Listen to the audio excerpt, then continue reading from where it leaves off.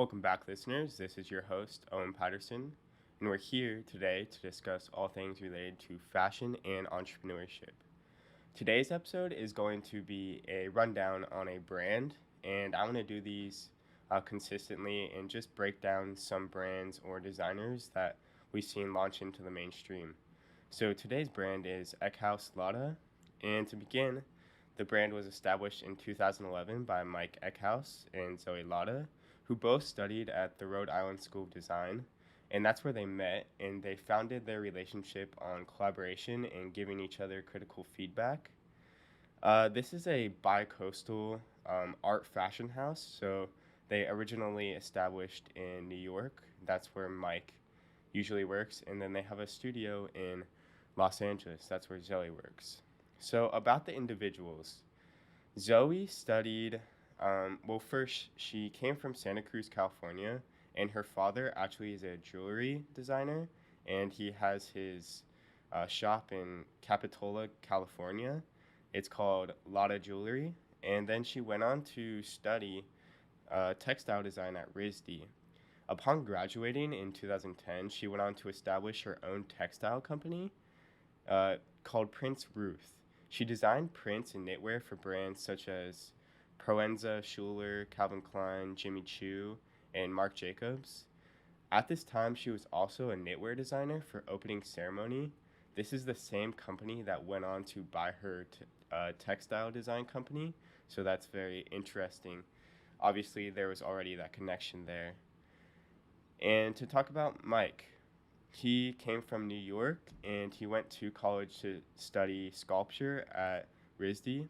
After graduating in 2010, he went to design men's accessories at Marc by Marc Jacobs, and he gained experience while also working in the studios of artist Matthew Barney and was kind of got involved in the fashion collective 3 as 4.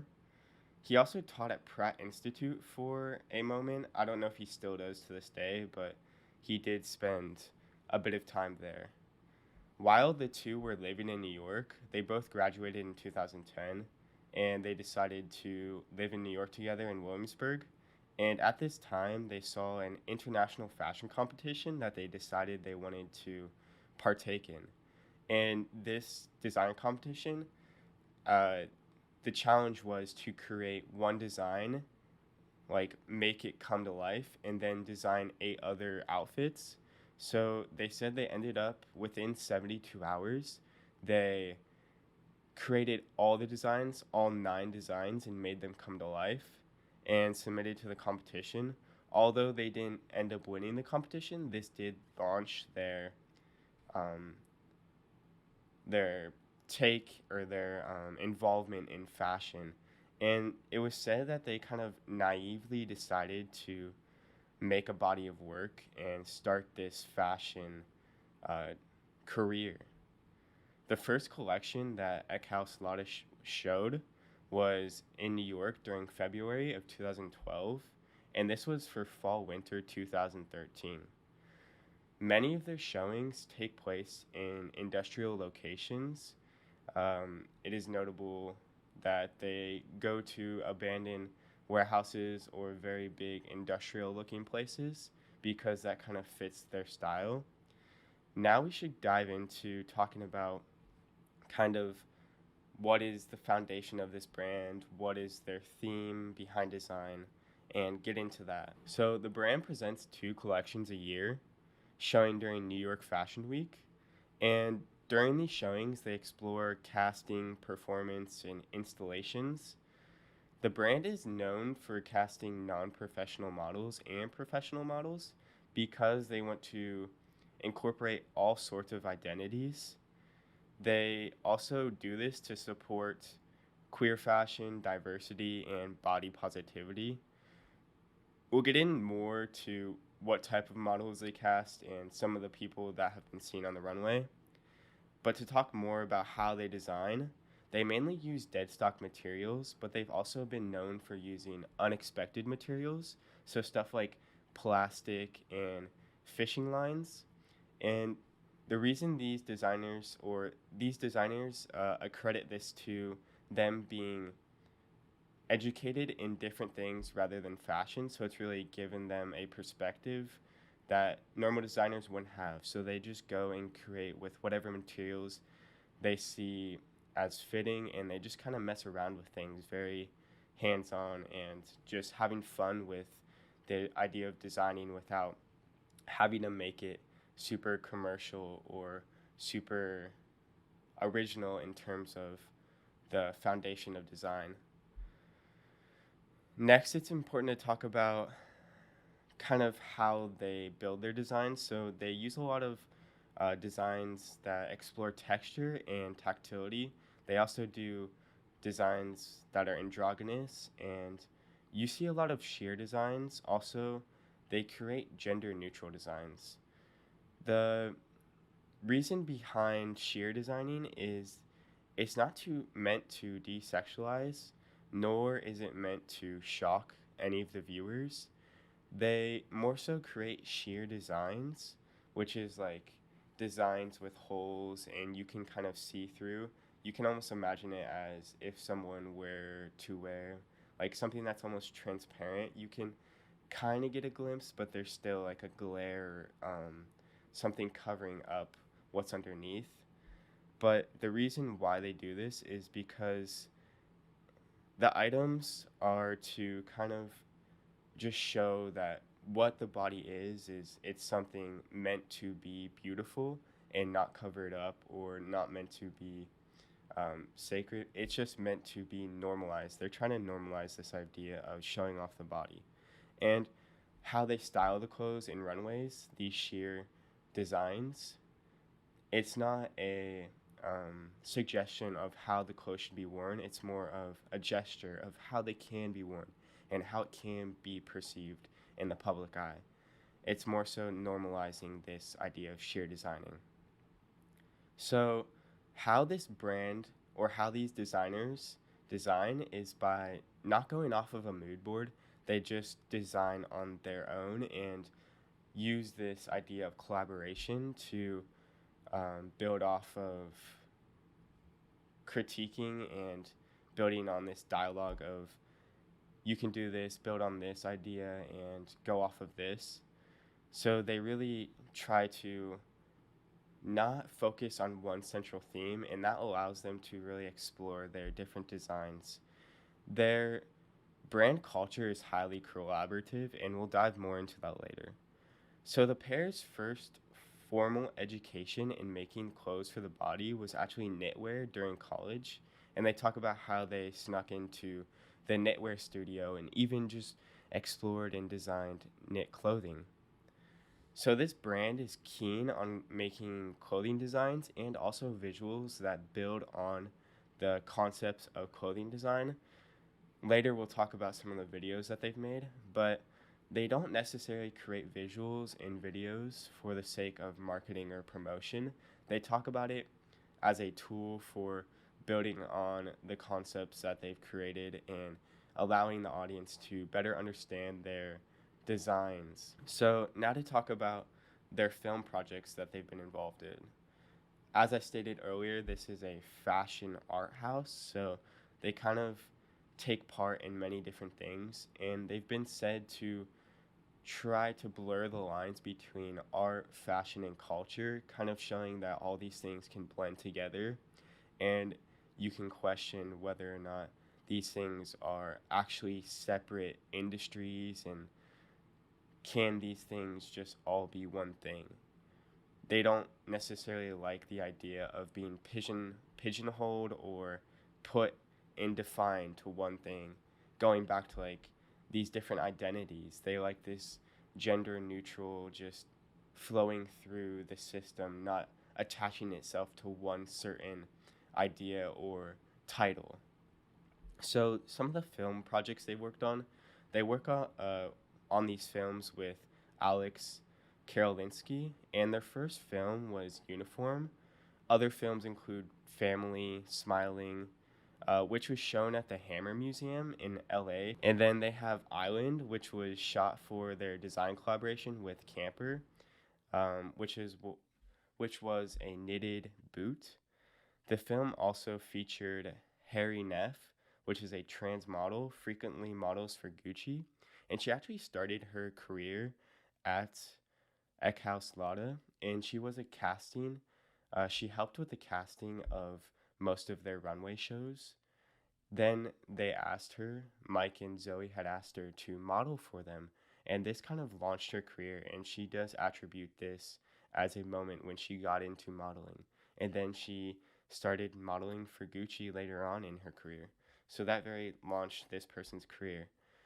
We'll also talk about some of the people that interned for them and they went on to start careers. So it's a very um, helpful and collaborative environment that Mike and Zoe have created, being able to teach people and help them go on to launch prosperous careers. So their involvement in art has included working with artist um, Bjarne Melgaard, which is a neo-expressionist artist, very well known, and they put on exhibits at museums to showcase their friends' artwork. And they also did a solo show at the Whitney Museum called Possessed. This exhibition was the first fashion exhibition at the Whitney Museum for since 20 years, when Andy Warhol had an exhibition for fashion. And this exhibition, Possessed, was shown through 3 different galleries. In one gallery, it was a shoppable experience, and the 2 other galleries were them just kind of blurring the lines between fashion and art. Some of the other notable collaborations that they've done were working with Nike ID in, I believe, 2015 to launch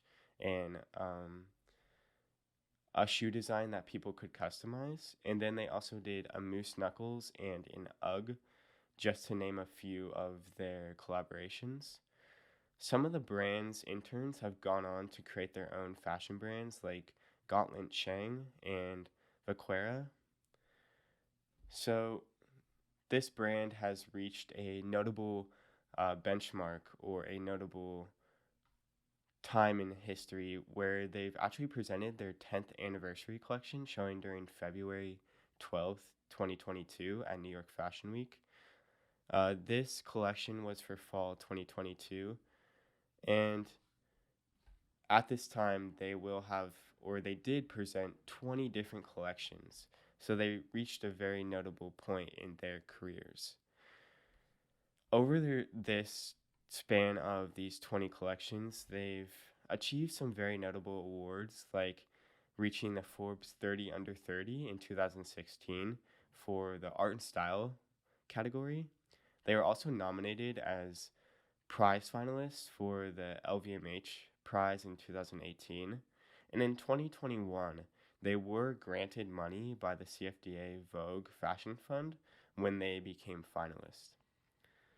For their span of their careers, they did reach some controversy in 2017 when they ended up doing a kind of campaign shoot featuring models engaging in sex, and the main focal points of the pictures were blurred out, but people didn't necessarily interpret these correctly. The Mike and Zoe, their intent behind this campaign was to show how mainly people use sex to sell clothing and create very elusive and out there campaigns, but they wanted to use this idea and create it more matter of fact and literal, but people didn't perceive it how it was supposed to be perceived, in this way of kind of normalizing this idea and showing that it's what it is and it's very literal, and you not necessarily need to cover it up, but just show and make it something more culturally acceptable. But people didn't necessarily see it as that sort of thing. To finish this off, I'd kind of like to put my own take on the designs that they've created over the years. I think a lot of things that they've done have kind of been able to find its way into mainstream because a lot of the designs that they're creating are at the right place at the right time. And an important thing to note is that these designers having said that they don't create using a mood board or central theme, they go off of their interests at the time and create collections based on those interests. So you can kind of see these collections evolve over time and um, find their way or kind of attach themselves to this pair's interest over time. And you can definitely see that. Having said that this relates to their interests and talking about how they got involved in knitting in college, knitting is a very big theme in their collections, and a lot of their clothes have featured knitted designs. So the reason I gravitate towards this brand is because they do create commercial or designs that are can be monetized on a large scale.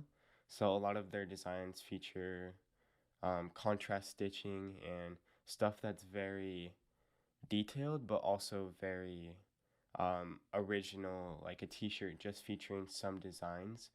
But they also go into featuring more innovative and kind of quirky designs by using plastics and sheer, more sheer structural patterns. So it's very cool how they're able to also create very commercial designs that everybody can see themselves wearing, but also staying true to building clothes that are artistic and innovative. That's why I mostly gravitate towards this brand. To finish off, I think it's important to state this quote, which is, "We're going to be an emerging brand forever," Eckhaus told Vogue. "We like doing our thing. We have our crew, we have people who enjoy us, we enjoy ourselves." So this kind of speaks to how people view this brand. It's kind of always been this emerging brand, having been founded in 2011. They've always just kind of had their niche and people that have very have seen their same vision and accepted it, but it won't necessarily be something for everybody because they create stuff that's not always um, for everybody, even though they try to be super inclusive or not even be inclusive of, at all, just um, being able to be genderless and not having a title or a specific design pattern. So I definitely say that this brand is very creative in the way that they design, and it is something that they are going to continue to do, and I'm happy to see what comes in the future. So that's all for this episode. We've covered everything about Eckhaus Latta, and I've enjoyed doing this episode. It definitely took a lot of research to figure out everything about this brand, even though they have had a kind of short time span in the fashion industry. But that pretty much sums up everything. So thanks for listening, and don't forget to follow the podcast on Instagram at owens.exhibit.